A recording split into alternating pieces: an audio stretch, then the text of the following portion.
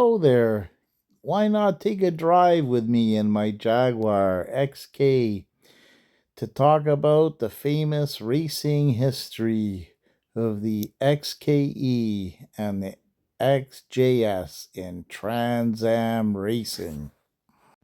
You'll be driving in my mint Jaguar XK8 on the 99 Sea to Sky Highway in beautiful British Columbia, Canada. During the 60s and 70s, American privateer race car driver Bob Tullius and his Group 44 team were the loyal supporters of British Leyland, having raced Austin Healey's MGs and Triumphs before switching to the Jaguar E-Type in 1974.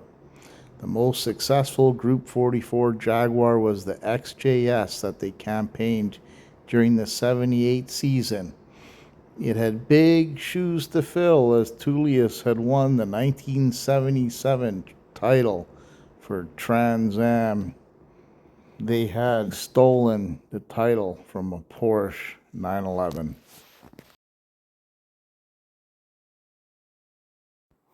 Sliding the timeline back a bit, in 1976, Jaguar faced poor sales for its all-new XJS model. Jaguar VP Michael Dale reached out to Bob, whose Group 44 team made major strides in Trans Am competition under the Quaker State sponsorship. Tullis's team accepted an XJS for that 77 season, and after significant modifications that we talked about in the 76 season, followed by some keen driving, Tullius emerged with the Drivers' Championship for Category 1 division. Previously, in 1975, SCCA Racing, the Jaguar E-Type series, Bob Tullius's Group 44 successfully raced a modified V12 E-Type in the SCCA Class B Production Car Championships. In 75, they won the championships. After E-Type production ended, Group 44 continued Jaguar's success in Trans Am by campaigning the XJS in the Category 1 championships in 77 and 78, winning both years.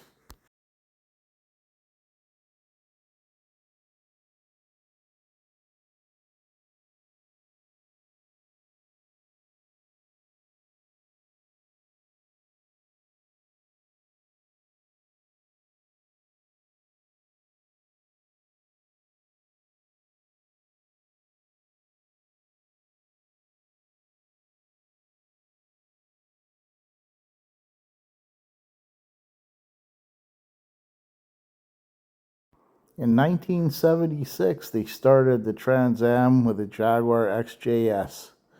Actually, the 1977 championship car was actually built in 76. It was really tested during 76 during the season. They developed it into a racing car through 4 racing events during that year.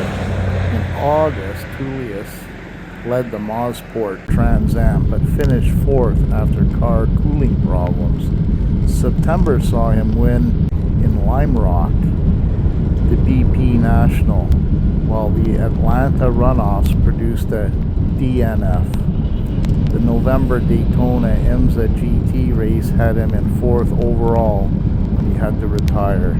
This time, because of an overheated driver, it was a test year for Jaguar with the new Jaguar XJS in Trans Am racing. The 1977 and 1978 Category 1 Trans Am championships were dominated by Bob and his 2 Jaguar XJS racing cars. From a total 21 events, the Group 44 Cats won 13 races, finished 2nd in 2, and 3rd in a further 3 races. This was an amazing outcome, considering the opposition consisted of Chevy Monzas, Porsche 935s, and Corvettes driven by the best professionals in North America. Jaguar's Michael Dale, knowing the potential of Bob Toulis and his small but efficient crew, struck a deal with Group 44 to run the XJS in selected IMSA races as well as the full Trans Am program.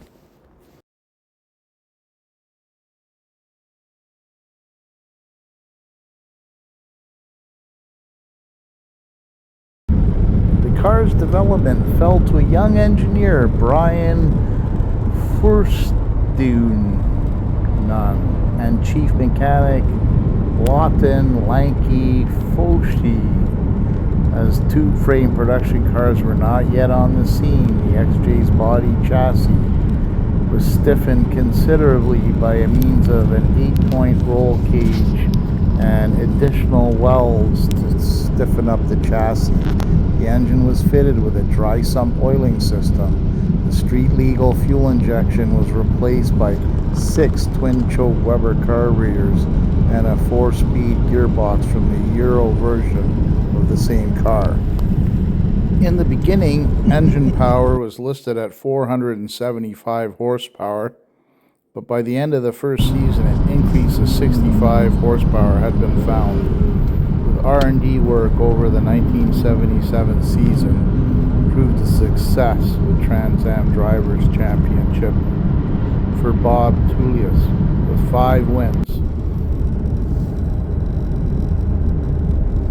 With Jaguar support, the program was extended for the 1978 season with a similar result. Bob winning 7 races in a row and his number 2 team driver coming up with an 8th win at Watkins Glen Trans Am race. In 1978, the Trans Am series left the United States and Canada for the first time with a race in Mexico City. Bob Toulis taking the win there in his Jaguar XJS. The 1978 season was the first for a purpose-built silhouette racing car, Jaguar, with a lightweight body and a tube-frame chassis. The 5.3-liter V12 engine was the tube-frame car was a significant step up from the previous year's model, boasting 580 horsepower compared to the standard XJS's 244 horsepower.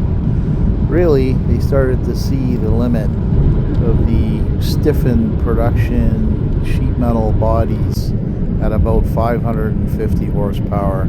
There was just too much flex in the body to get the performance that they needed to succeed in Trans Am. The 1978 Championship XJS racer is known as chassis number 78-44. After a slow start in the 78 season, the Jaguar XJS went on to achieve 7 consecutive victories, securing the Drivers' Championships for Bob and the Manufacturers' Championship for Jaguar. For 1978, Jaguar supplied the car factory dipped in an acid to remove paint to lighten the bodywork before being delivered to Group 44 for race preparation. The coachwork was then mounted on a special tube-frame chassis with a 32-gallon fuel cell fitted and the 5.3-liter Jaguar V12 equipped with 6 Weber carburetors. This is the car Bob drove. It was lighter, a more purpose-built racing car, and he drove it to great success, finishing 2nd at Westwood, British Columbia, Canada. A week later, he drove the car to a 3rd-place finish at Portland, Oregon in June of 1978. The Jaguar roared to its first win on June 25th, 78, with a triumphal run at Mount Tremblant in Quebec, Canada. It was the first of 7 consecutive victories. that closed out the season. A first place finish at Road America in Wisconsin in early September sealed another drivers' championships for Bob, while a win at the season's ending contest in Mexico City in early November earned the manufacturer's title. There was a lot of discussion that went along with the tube frame racing cars versus the production bodied sheet metal cars. People are always hesitant, resistant to change, and people really have to understand that back in those years, in 77 and previous, they did what they could with the dollars that they had to race with from British Leyland. They were cash strapped, and others had tube frame cars, but due to the budget, Jaguar stayed with the production bodied cars for a little bit longer.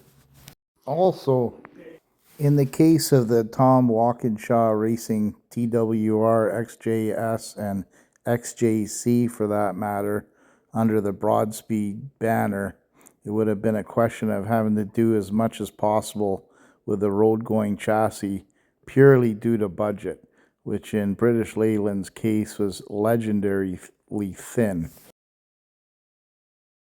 During late 1977 and 1978, they gradually evolved and adapted for Trans Am racing, eventually becoming the tube frame racing cars that they ended up with. They had a lot of budgetary problems, and they really couldn't get the parts they needed to go racing properly, even with the chassis that they were using before, which were welded to increase rigidity. The entire tube frame car was considered well out of budget for Jaguar, British Leyland, and was paid for by Broadspeed Racing because they wanted to win to keep their excellent reputation intact. And even though TWR secured a better budget for the XJS program, it was nowhere near as much as Walkinshaw wanted to make the XJS a world beater that Walkinshaw needed. Also remember, for Trans Am, a lot of the design decisions were safety orientated, meaning they might have to use or had to have used space frames and the like in order to pass scrutineering. Also, one must consider the timing of the technical development throughout the years, where engineering advances made with tube frame cars obsoleted the racing of the welded and stiffened road-going production chassis cars. The Trans Am cars emerged with tube frames.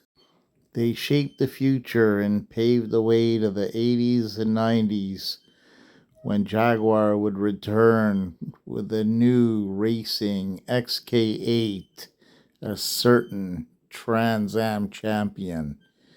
Please see my other video for this information. Thanks for watching, and have a great trip. One small footnote, interesting to realize that Tom Walkinshaw Racing, through his experience with the XJS, was very interested in making a more aerodynamic body that was styled after the old XKE E-Type Jaguar, and so the Jaguar XK8 came to be.